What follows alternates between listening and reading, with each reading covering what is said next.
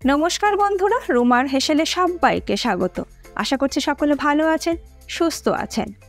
আজকে আমি আপনাদের সঙ্গে ইফতার ও হোলি স্পেশাল একটি মটনের রেসিপি শেয়ার করছি, পেশোয়ারি মটন। গরম গরম সাদা ভাত, রুটি, পোলাও বা পরোটা সব কিছুর সঙ্গে কিন্তু খেতে ভীষণই ভালো লাগবে। তাহলে কিভাবে বানিয়ে নেব এই পেশোয়ারি মটন, দেখে নেওয়া যাক আজকে আমার এই ভিডিওটিতে। পেশোয়ারি মটন বানানোর জন্য নিয়েছি 1 কেজি মটন। ভালো করে ধুয়ে এক্সট্রা জলটা ঝরিয়ে একটা পাত্রের মধ্যে আমি নিয়ে নিলাম।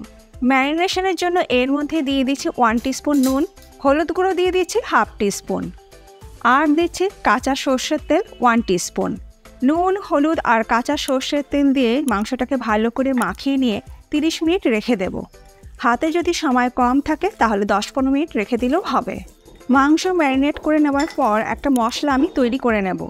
তার জন্য মিক্সিং জারের মধ্যে আমি দিয়ে দিচ্ছি একটি বড় সাইজের টুকরো করে কেটে নেওয়া পেঁয়াজ, 1/2 ইঞ্চি আদার টুকরো আমি দিয়ে দিলাম, 10 কোয়া রসুন দিয়ে দিলাম, আর দেব 8 থেকে 10টা কাঁচা লঙ্কা। ঝালটা অবশ্যই নিজেদের স্বাদ অনুযায়ী ব্যবহার করবেন। পেঁয়াজ, আদা, রসুন আর কাঁচা লঙ্কার একটা মিহি পেস্ট আমি তৈরি করে নিলাম। অপরদিকে রান্নাটা করার জন্য প্রেশার কুকারের মধ্যে আমি 2 টেবিল স্পুন সর্ষের তেল দিয়ে দিলাম। রান্নাটা আমি প্রেশার কুকারের মধ্যেই করছি। আর দেব 1 টিস্পুন ঘি। তেল আর ঘি মিশিয়ে যদি রান্নাটা করা হয় তাহলে স্বাদটা ভীষণ ভালো হবে। তেল আর ঘি গরম হয়ে গেলে ফোড়নে দিয়ে দেবো 3টে ফাটিয়ে নেওয়া ছোট এলাচ, 1 টুকরো দারচিনি দিয়ে দিলাম, একটু ভেঙে নিয়ে দিয়ে দিলাম, লবঙ্গ দিয়ে দিলাম 4-5টা। ফোড়নটাকে একটু ভেজে নেব। ফোড়নের থেকে যখন সুন্দর গন্ধ বেরোতে শুরু করবে তখন আমি এর মধ্যে দিয়ে দেবো 2টো বড় সাইজের কুচনো পেঁয়াজ। এরপর গ্যাসের ফ্লেমটাকে মিডিয়াম টু হাইতে করে দিয়ে মিনিট 3-4 সময় ধরে পেঁয়াজটাকে একটু হালকা লাল করে ভেজে নেব। 4 মিনিট পেঁয়াজটাকে হালকা লাল করে ভেজে নেবার পর দিয়ে দেব আগে থেকে বেটে নেওয়া মশলা। এবার সমস্ত মশলা একসাথে মিশিয়ে নিয়ে ভালো করে কষিয়ে নেব। আমার বাড়ির লোকের কিন্তু ভীষণ পছন্দ এই পেশোয়ারি মটন। আপনার বাড়ির লোকজনরা কীরকম বললো কমেন্ট করে আমাকে কিন্তু জানাতে ভুলবেন না।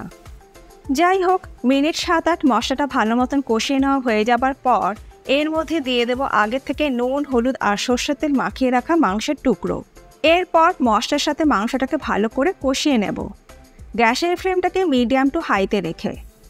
মিনিট 10 মশলার সাথে মাংসটাকে ভালো মতন কষিয়ে নেওয়া হয়ে যাওয়ার পর এর মধ্যে দিয়ে দেবো অল্প পরিমাণে হালকা গরম জল, যাতে মাংসটা তলায় লেগে না যায়। জলটা দিয়ে আবারও মাংসটাকে ভালো মতন কষিয়ে নেব। মিনিট 15 মাংসটা ভালো মতন কষিয়ে নেওয়া হয়ে যাওয়ার পর এর মধ্যে দিয়ে দেবো 1/2 টিস্পুন শাহি গরম মশলা গুঁড়ো। কাশ্মীরি রেড চিলি পাউডার আমি দিয়ে দিলাম 1 টেবিল স্পুন। এটা দিলে কিন্তু ঝাল হবে না, সুন্দর একটা রং হবে। আর দিয়ে দেবো স্বাদ মতো নুন। নুন আমরা মাংস ম্যারিনেশনের সময়ও দিয়েছিলাম, সেটা বুঝে নিয়ে নুনটা ব্যবহার করতে হবে। এবার আবারও সব কিছু দিয়ে মাংসটাকে একটু ভালো করে কষিয়ে নেব। একটু সময় নিয়ে যদি মাংসটাকে একটু কষিয়ে রান্না করা হয় তাহলে মাংসের স্বাদটা কিন্তু ভীষণই ভালো হবে। মিনিট 4-5 সময় ধরে মাংসটাকে ভালো করে কষিয়ে নেবার পর এর মধ্যে দিয়ে দেবো 1 কাপ পরিমাণে হালকা গরম জল। রান্নাতে যদি গরম জল ব্যবহার করা হয় তাহলে সেই রান্নার স্বাদ কিন্তু ভীষণই ভালো হয়। সব কিছু ভালো করে মিশিয়ে দিয়ে প্রেশার কুকারে ঢাকা বন্ধ করে দিয়ে গ্যাসের ফ্লেমটা হাইতে করে দিয়ে প্রথমে একটা সিটি দিয়ে নেব। একটা সিটি হয়ে যাবার পর গ্যাসের ফ্লেমটাকে লোতে করে দিয়ে আরও 15 থেকে 20 মিনিট লো ফ্লেমে ধীরে ধীরে মাংসটাকে সেদ্ধ করে নেব। মাংস যত ধীরে ধীরে সেদ্ধ হবে সেই মাংসের স্বাদ কিন্তু ততই ভালো হবে। 20 মিনিট পর আমি গ্যাসের ফ্লেমটা বন্ধ করে দিচ্ছি। প্রেশার কুকারের স্টিম রিলিজ হয়ে যাবার পর ঢাকাটাকে আমি খুলে নিলাম। আর আমাদের মাংস কিন্তু সুন্দরভাবে সেদ্ধ হয়ে গেছে।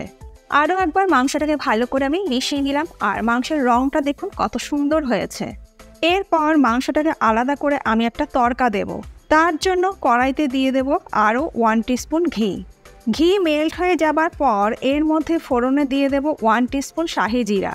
এই পেশোয়ারি মটনে অবশ্যই শাহি জিরা ব্যবহার করতে হবে, তবে যদি শাহি জিরা না থাকে সেক্ষেত্রে নর্মাল জিরাও ব্যবহার করতে পারেন। আর দেব এর মধ্যে 1 টিস্পুন জয়িত্রীর গুঁড়ো, আর দেব জায়ফল গুঁড়ো 1/4 টিস্পুন। আমি একটা গ্রেটারের সাহায্যে গ্রেট করে দিচ্ছি।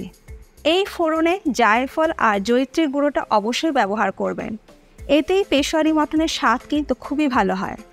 একদম লো ফ্লেমে 15 থেকে 20 সেকেন্ড আমি ফোড়নটাকে একটু ভেজে নিলাম। এরপর এর মধ্যে আমি দিয়ে দেব ফেটিয়ে নেওয়া টক দই 1 কাপ। এরপরে মশলা আর টক দই লো ফ্লেমে 1 থেকে 2 মিনিট সময় ধরে ভালো করে মিশিয়ে নেব। মিনিট 2 দইটা ভালো মতো মিশিয়ে নেবার পর এই দইয়ের মধ্যে দিয়ে দেবো আগে থেকে সেদ্ধ করে রাখা মাংস। তারপরে লো ফ্লেমে মাংসটাকে দইয়ের সাথে মিশিয়ে নেব। দইয়ের সঙ্গে মাংসটা ভালো করে মিশিয়ে নেবার পর আরও 3 থেকে 4 মিনিট মাংসটাকে ফুটিয়ে নিতে হবে। মিনিট 3-4 ফুটিয়ে নেবার পর আমি একবার দেখিয়ে দিচ্ছি যে আমাদের মাংস কীরকম সেদ্ধ হয়েছে। দেখুন মাংস কিন্তু একদমই পারফেক্ট সেদ্ধ হয়েছে। আরও একবার সব কিছু ভালো করে মিশিয়ে নেওয়া হয়ে যাওয়ার পর গ্যাসের ফ্লেমটাকে আমি বন্ধ করে দিলাম। আমাদের পেশোয়ারি মাটন একদম তৈরি।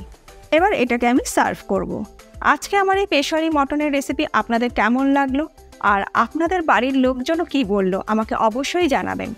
শুরুতেই আমি বলেছিলাম এটা রুটি, লুচি, পরোটা, ফ্রাইড রাইস সব কিছুর সঙ্গে কিন্তু খেতে ভীষণই ভালো লাগে। আরও বেশ কিছু মটনের রেসিপি আমার চ্যানেলে দেওয়া আছে, চাইলে আপনারা দেখে নিতে পারেন। আজ তাহলে এই পর্যন্ত, আবার দেখা হবে নতুন কোনো ভিডিওর সাথে।